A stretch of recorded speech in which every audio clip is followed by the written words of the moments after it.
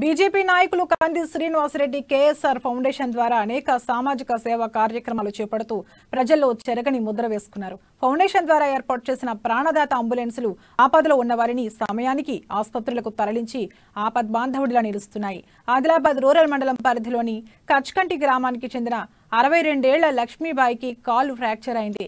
ఆమెను మెరుగైన వైద్యం కోసం ఆదిలాబాద్లోని ప్రైవేట్ ఆసుపత్రి నుండి హైదరాబాద్కు ప్రాణదాత అంబులెన్స్లో తరలించారు. ఈ మేరకు బాధిత కుటుంబ సభ్యులు కంది శ్రీనివాసరెడ్డితో పాటు ఫౌండేషన్ సభ్యులకు ప్రత్యేక కృతజ్ఞతలు తెలిపారు.